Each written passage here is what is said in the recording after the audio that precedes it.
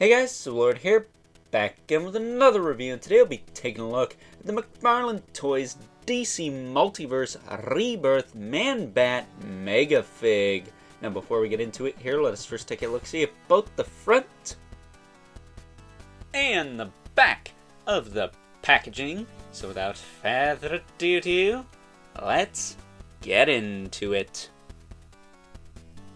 Now before we get into the meat and taters of this review, ManBat does come with a collectible trading card with some pretty dank toy photography, if I do say so myself. And you guys know me, I typically prefer artwork from the source material when it comes to these collectible trading cards, but considering that this is the Rebirth ManBat, it's pretty standard look for the character. I don't mind this whatsoever. That said, I do prefer a Ty Butler's toy photography to whoever they got doing it now. It seems very heavily photoshopped, where Ty Butler's was a little bit more raw, a little bit more based on raw talent and lighting. That said, these pictures are still really cool and make the figures pop quite a bit. So that being said, there's the bio on the back. You can pause and read it now. But if you don't know who ManBat is, first and foremost, shame! Because you're talking to the head of the ManBat fan club here. And good old Kirk Langstrom is one of my favorite Batman villains of all time. That is Bane and Scarecrow included. He may be my third favorite. I don't know. That said, is he really a villain? I don't know, sometimes he's depicted as an anti-hero, but depends on which incarnation you're going on. That said, he does have the hockey puck display stand, which, here's my hand, there's the figure. You can clearly tell that this probably ain't gonna do shit. So, with that being said, taking a closer look at ManBat here, figure I was very much looking forward to. Very happy to have him. But of course, mine's got two left ankle pieces. Of course it does. You know, because QC is just non-existent nowadays. I know this is a mass-produced figure. I get that. But god damn it, it's always on my shit. Why can't it be on somebody? Why can't it be on one of you assholes who gets free samples, huh? What is this? I paid money for this. Some of you don't pay for any of your shit. This sucks, dude. But that said, it's actually not that hard of a fix, aside from, you know, finding another one of these at maybe Target or something, because this one came from GameStop. Shout out to the guy who pulled this out of the back, by the way. But that said, this ankle joint actually pops off right at the calf cut there. So it won't be a very difficult fix. I'll just swap the foot off entirely because, I'm being perfectly honest, I wouldn't mind a new foot either, because this toe joint's pretty weak too. That said, the ankles in general on this figure are pretty weak, and that's not just the thing with mine, that's the thing with all of them. So, you know, while I do appreciate these sculpted ball joints, that's just more shit for Nimrods to screw up, and quite frankly, they haven't been the tightest things ever. I took a look at Haunt last week from the Spawn line, and his ankle joints were kind of loose too. I've also heard that this is a problem with the Arkham Knight figure. So hopefully they'll actually put in some detents that are, I don't know, worth the shit in these at some point. We won't have to deal with that anymore. Maybe they'll do another ManBat with his wings spread out, because his are closed. And while I don't mind that, because I do have ManBats with their wings spread out already, it would be nice to be able to spread these out, because they do have a really nice sculpt and paint on them. So with that said, this is the only real flaw with my figure, is this ankle crap here. Other than that, I absolutely love this guy, and most likely gonna make my top whatevers of the year. I know I said that yesterday in the Prince John video, but here's the deal, man. I can't really wait till the end of the year to start picking favorites, because it's just more difficult then, because as opposed to picking from a few dozen figures, you'd be picking from like almost 100. So, you know, I think that makes life a little easier. Some people disagree. It is what it is. But as far as articulation on this guy goes, he's got an absolutely incredible range in the head there. I mean, you can look all the way up, or he can look all the way up. I would hope you can look all the way up. If not, you may need to see a doctor because you either have a broken neck or arthritis. That said, his head does tilt side to side and rotate there. His mane, much like the NECA werewolf in London, is a separate piece that kind of moves around with the double ball peg he's got going on. So really good range there.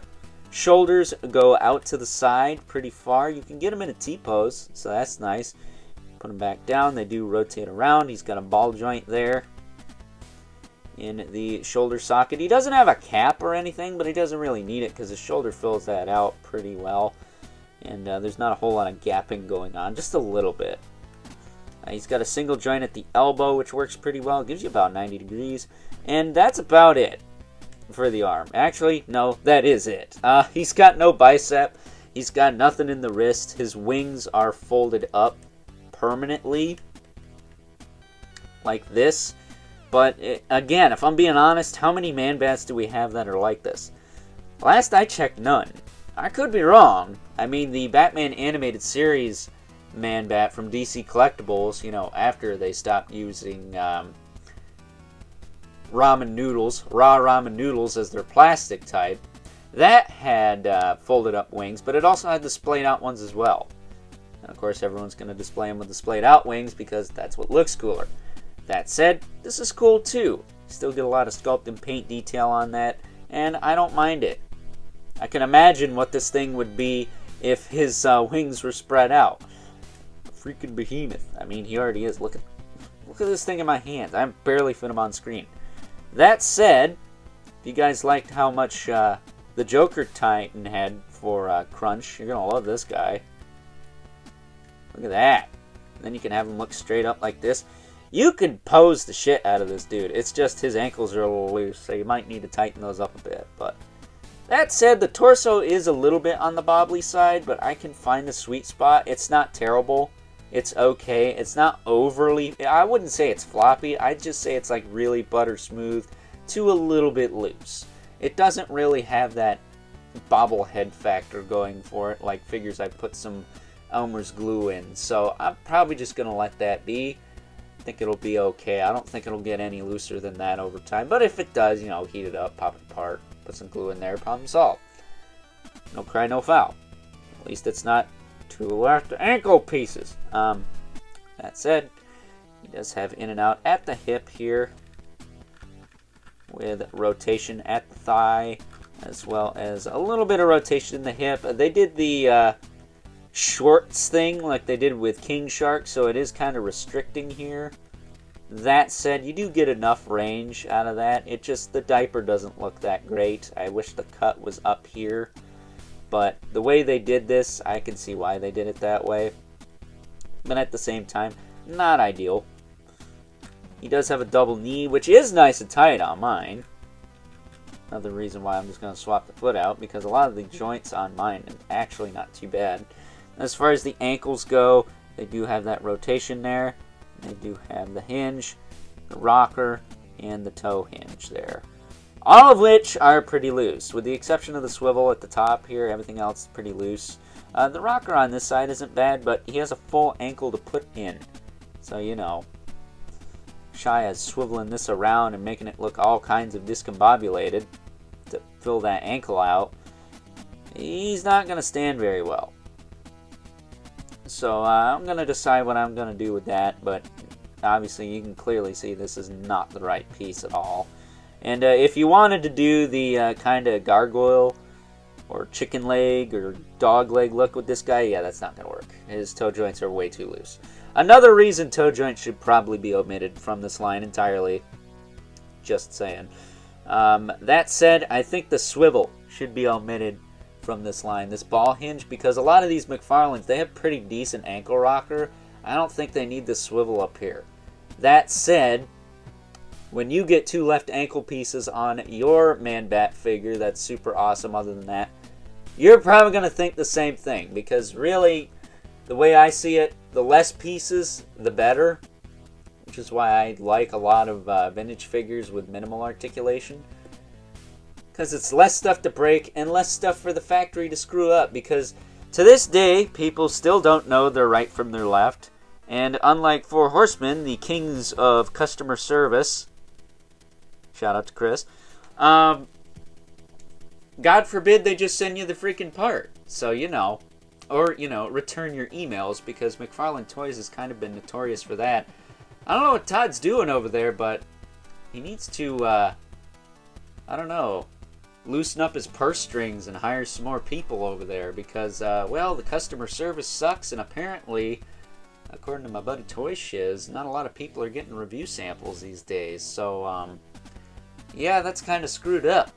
I mean, for a business to send out review samples, it's kind of an ideal thing. I know I kind of shit on people who got review samples earlier, but at the same time, I do like seeing reviews of certain things, just so I know what I'm getting into sometimes, so I don't mess something up, NECA Gargoyles or a Mezco figure, good examples of that. But with that being said, my gripes with this aside, I love this figure.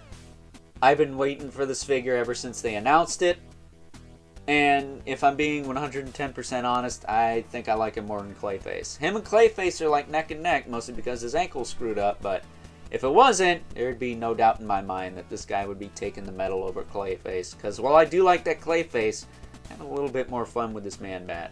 But with all that being said, let's now move on and take a look at some size comparisons. First up, here's our new McFarlane Toys DC Multiverse ManBat Megafig next to the Mattel DC Universe Classics Wave 10 ManBat from the Imperiex Collect and Connect Wave. And if I'm being perfectly honest here, this old ManBat looks like this new ManBat's offspring. Kind of funny when you think about it. Next up, here is ManBat alongside a couple of more traditional style Batmen from the McFarlane Toys DC Multiverse line, Rebirth Batman and the Three Jokers Batman, who, as you can clearly see, are totally dwarfed by this ManBat Megafig. I mean, goddamn. Up next, and for your Megafig comparison, here is ManBat next to the previously released comic-based Megafig in the DC Multiverse line, Clayface. And while ManBat may be taller, Clayface is definitely much heftier. And last, but certainly not least, we have our two regulars, the Mythic Legion's Brother Mandibulus, beloved Spawn, who's not towering over everyone today because, as I said before, goddamn. So with that being said, time to wrap things up. Some final thoughts. Overall, and even though the right ankle is totally jacked on mine, because of course it is, it's mine after all, I still really love this figure, and it is most likely my favorite ManBat figure in my collection at this current time. That said, this is not a perfect figure. The torso articulation and ankle articulation on not just my figure, but a lot of these figures, is much too loose given the size of this guy. That said, the size of this guy, the sculpt and paint on this guy, absolutely 110% fantastic. Look at the face sculpt on this thing. You wouldn't want to bump into this guy in a dark alley, would you? If you do, you got more balls than the rest of us. And that being said, best luck to you, because you're probably going to die. That said, I do also find it weird that they went with the folded up wings instead of maybe trying to articulate the wings to splay out, but at the end of the day, we got plenty of ManBats that already look like that, so if that's what you're looking for, maybe go with one of the older ones, like the DC Classics or DC Direct ones in particular.